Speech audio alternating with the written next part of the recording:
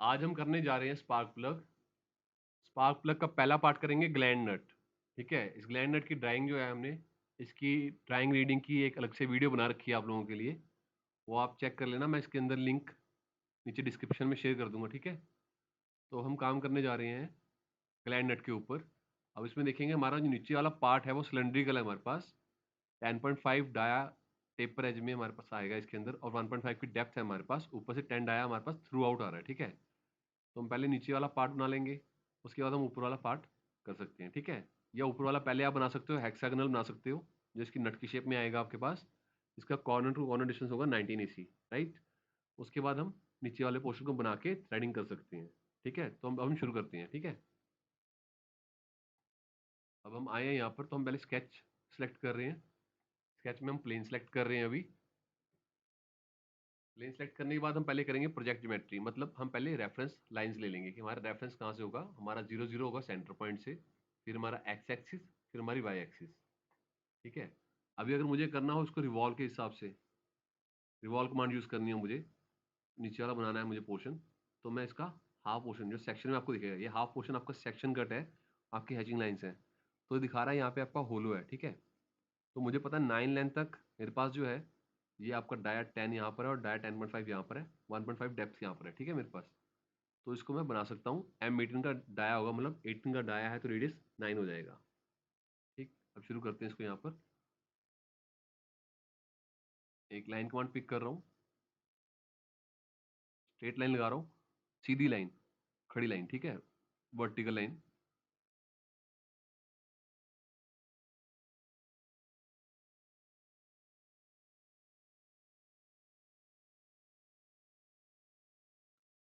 अब हम डायमेंशन देंगे इसकी। हमें पता है कि जो इंटरनल इसकी इनसाइड का डायामीटर जो हमारे पास है वो 10 है डाया, तो रेडियस हमारा 5 होगा। ठीक, उसके बाद ये पॉइंट जो हमारा इसके रेफरेंस से है वो 10.5 है, तो ये हो जाएगा 5.25, उसका आधा हो जाएगा। या फिर आप यहाँ पे कर सकते हो 10.5 और डायरेक्ट कर सकते हो डिवाइड बाई 2। तो जो ये गणना है, कैलकुलेशन है, वो सॉफ्टवेयर अपने आप कर लेगा। ठीक है, इसमें उसके बाद आप इसको लेंथ बतानी है हमने, तो हमारी लेंथ जो है हम इसकी आउटर लेके चल रहे हैं 9 की। ठीक है, इस पॉइंट की यहाँ से हमारे पास लेंथ है, वो उन्होंने दे रखी है 1.5 है हमारे पास।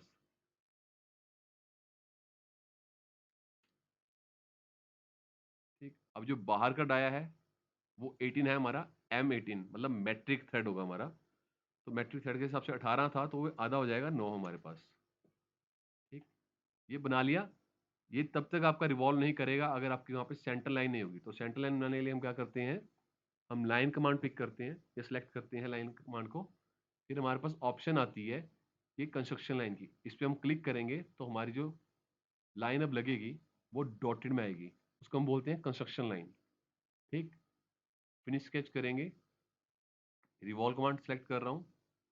रिवॉल्व कमांड सेलेक्ट करने पे जो बना होगा पार्ट, क्लोज बंद होगा, उसको वो अपने आप पिक कर लेता है प्रोफाइल को। अगर आपको इसको नहीं लेना, किसी और को लेना है, तो आप वो ले सकते हैं। ठीक है, अब आपसे पूछ रहा है एक्सिस कहाँ है। अब ये ख्याल रखना, जब आप यहाँ बनाओगे तो इसके नीचे अगर कोई लाइन नहीं आ रही, इसका मतलब ये सिलेक्ट नहीं है कमांड। अब इस एक्सिस वाली कमांड के नीचे एक नीली लकीर चल रही है, तो नीली लकीर का मतलब ये होता है कि अब ये लकीर वाली आपकी कमांड एक्टिवेट है, आपको सिर्फ जाके एक्सिस को सिलेक्ट करना है। अगर यहाँ पे क्लिक कर देता हूँ तो अब वहाँ पे कमांड नहीं है, अब यहाँ जाऊँगा तो वो नहीं उठाएगा। यहाँ पहले इसे सिलेक्ट करूँगा, वो नीली लकीर आ रही है, इसका मतलब है कि मैं सिलेक्ट कर सकता हूँ। सिलेक्ट करने के बाद मुझे वो कह रहा है कि 360 डिग्री, मतलब पूरा पूरा ही बंद करना है, कैसे करना है, तो मैं कह रहा हूँ मुझे पूरा बंद करना है। ओके कर देता हूँ। ओके करने के बाद अब आप इसको घुमा के देख सकते हैं। घुमाने के लिए आपके पास यहाँ पर एक फ्री ऑर्बिट का बटन है जिससे आप घुमा सकते हो, या फिर आप शिफ्ट बटन दबा के मिडल बटन से भी इसे घुमा सकते हो। ठीक है, तो ये आपका फिलहाल नीचे वाला पोर्शन हो गया। इस पर आपने थ्रेडिंग करनी है, थ्रेडिंग कर सकते हो। ठीक है, और फिलहाल अभी हम क्या करेंगे, अभी हम इस वाले पोर्शन पर काम करेंगे, ऊपर वाले पोर्शन पर। तो उसके लिए इस सरफेस पे क्लिक करूंगा तो नया स्केच बनाने की ऑप्शन आ जाएगी, या फिर यहाँ से जाके दोबारा से क्लिक करके स्केच खोल के कमांड फिर सिलेक्ट कर सकता हूँ। दोनों ऑप्शन है मेरे पास। यहाँ पे क्लिक किया, स्केच के लिए आ गया मैं। अब स्केच में करना है तो मुझे पता है कि ये 10 का डाया थ्रू आउट था, मतलब पूरा बाहर से बाहर जा रहा था, ठीक है। आप ड्राइंग में देखेंगे तो ये आपका 10 का जो डाया है वो पूरा का पूरा बाहर से बाहर जा रहा है आपका। अब ये आपका ढाई है 2.5, ये आपका 9 है, ये दोनों मिला के बनता है 11.5। 13 में से अगर 11.5 माइनस करते हैं तो आपका बचता है 1.5, तो ये आपका 1.5 mm का है। अब आप देखेंगे यहाँ पे M18 मैट्रिक थ्रेड है आपका, 1.5 mm की उसकी पिच है। तो 1.5 mm की पिच का मतलब ये है कि आपको यहाँ से 1.5 और यहाँ से 1.5, 3 मिलीमीटर का आपका डाया में कम होगा। तो आपको क्या करना है, आपको एक 15 हो जाएगा आपका डाया, तो आपको एक सर्कल बनाना है 1.5 mm का, पहले 1.5 mm थिकनेस का। तो प्रोजेक्ट ज्योमेट्री में जाएंगे, सर्कल को सिलेक्ट कर लो, या यहाँ से आप एक्सिस और सेंटर पॉइंट को सिलेक्ट कर सकते हो। सर्कल कमांड सेलेक्ट करता हूँ, एक सर्कल ये बनाया मुझे और दूसरा सर्कल बाहर बना रहा हूँ। अब बाहर वाले की मुझे पता है डायमेंशन 15 है और अंदर वाला हमारा 10 है। फिनिश स्केच कर रहा हूँ, एक्सट्रूड में जा रहा हूँ, इसको सिलेक्ट करने के बाद यहाँ पे डायमेंशन दे रहा हूँ 1.5 मिलीमीटर की। अब इसके ऊपर मुझे काम करना है। अब मुझे हेक्सागोनल नट बनाना है, तो हेक्सागोनल नट बनाने के लिए मुझे स्केच में दोबारा जाऊंगा या इस पर दोबारा क्लिक करके स्केच की कमांड को मैंने सेलेक्ट कर लिया। अब यहाँ पर आता हूँ, रेक्टेंगल में ऑप्शन आती है नीचे जाके मेरे पास पॉलीगन। पॉलीगन का मतलब होता है कि कोई भी ऐसा बंद फिगर जिसकी कहते हैं 5 या उससे ज्यादा 120 साइड तक की। अगर ऊपर पढ़ोगे तो यहाँ पे लिखा आता है कि आप 120 साइड तक का बना सकते हो पॉलीगन, ठीक है। तो आपने इसे सिलेक्ट किया, अभी हमें 6 चाहिए तो 6 यहाँ पे दिखा रहा है। यहाँ से आप क्लिक करके इसे बाहर एज तक लेके जाओगे, पर एज अभी पिक नहीं कर रहा क्योंकि हमने प्रोजेक्ट ज्योमेट्री नहीं किया, उसकी रेफरेंस एक्सिस या लाइन नहीं दी हमने। तो एक्स एक्सिस, वाई एक्सिस और सेंटर पॉइंट डिफाइन कर दिया मैंने। इसमें आपका जेड एक्सिस आएगा, ठीक है, क्योंकि हम अलग फेस पे काम कर रहे हैं। अब मैं पॉलीगन लेता हूँ, 6 साइड मुझे चाहिए, यहाँ से क्लिक किया, ये मेरी एज को पकड़ रहा है, इस एज पे बनाया मैंने। अब मेरे पास डायमेंशन जो इस किनारे से इस किनारे तक की है वो है 19, तो मैं 19 दे दूंगा, ठीक है। अब मुझे पता है 10 का मेरा सर्कल भी अंदर है, तो एक सर्कल भी बना लूंगा, उसकी डायमेंशन दे दूंगा, ओके करता हूँ। यहाँ बाहर आया हूँ, एक्सट्रूड करना है मुझे इस सरफेस को, इसे मैं सिलेक्ट कर रहा हूँ अभी, ठीक है, जो हाईलाइट हो रहा है हरे रंग में। सिलेक्ट करने के बाद अब यहाँ पे देखता हूँ, कह रहा है कि ये मुझे 2.5 मिलीमीटर का चाहिए, तो यहाँ पे डाल दूंगा 2.5 मिलीमीटर। तो ये मेरे पास आउटर बॉडी तैयार हो गई है अभी। आउटर बॉडी तैयार होने के बाद मुझे अब थ्रेड पे काम करना है। तो जब भी थ्रेड पे काम करना होता है तो पहले आपको जितने का आपका पिच है उतने का एक चैम्फर यहाँ पे लगाना पड़ेगा आपको। तो चैम्फर ले रहे हैं यहाँ पे हम, अब ये 2.5 मिलीमीटर का है, तो 1.5 का लेंगे हम क्योंकि हमारी पिच 1.5 की है, ठीक है। तो इस एज पे हम एक चैम्फर लगा देते हैं। चैम्फर लगाने के बाद हम क्या करेंगे, अब हम थ्रेड बनाएंगे इसके ऊपर।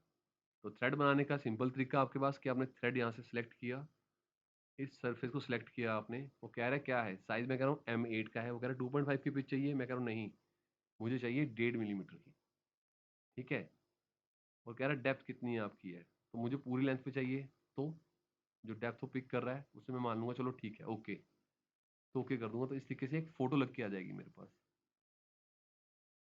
अब मुझे फोटो पे ही काम करना है तो फोटो चल जाती है, मुझे कोई दिक्कत नहीं है, ठीक है। अगर मुझे फोटो से ही काम चलाना है तो फोटो से मेरा काम चल जाएगा, मुझे कोई दिक्कत नहीं आएगी फोटो से काम करने में, क्योंकि मुझे एक सिर्फ फोटो में दिखाना है कि ऐसी चीज बन गई है मेरे पास। पर अगर एक्चुअल में दिखाना पड़ेगी तो यहाँ पे थ्रेड है, क्यों यहाँ पे कट भी दिखाएगा आपको, तो वो हम कर सकते हैं। फिलहाल इसको सेव कर लेते हैं पहले हम। इसका नाम हमारा है ग्लैंड नट। तो जो वहाँ पे नाम लिखा होगा कोशिश करना कि आप उसी नाम से उसको सेव करो, ताकि आपको कल को दोबारा इस पार्ट को कहीं और लगाना हो तो उसको यहाँ से आप कॉपी कर सको, आपको मिल जाएगा आसानी से, ठीक है। इसको मैंने अभी सेव कर लिया ग्लैंड नट को, ठीक है। अब मैं कह रहा हूँ कि मुझे कहते हैं इसकी एक कॉपी और चाहिए जिसमें मैंने थ्रेडिंग चेंज करनी है, जो आपको मैं सिखाने जाऊँगा अभी, ठीक है। तो मैं यहाँ जाता हूँ और मैं कहता हूँ सेव करो इसकी एक और कॉपी। अब इसका जो नाम है वो रख देता हूँ रियल थ्रेड। इसमें आपको थ्रेड बनाना सिखाऊंगा कि थ्रेड बनाते कैसे हैं। तो ये थ्रेड की जो कमांड थी इसको मैं फिलहाल डिलीट कर रहा हूँ। ठीक, अब क्या करेंगे, हम जाएंगे कॉइल के अंदर, और कॉइल के अंदर जाने से पहले क्या करना होगा, हमें एक प्रोफाइल कट करना बनाना पड़ेगा मैट्रिक का 60 डिग्री एंगल पर, ताकि इसमें मैं काम कर सकूं। ठीक है, अगर आप देखोगे तो आपका यहाँ पर कॉइल की ऑप्शन है आपके पास।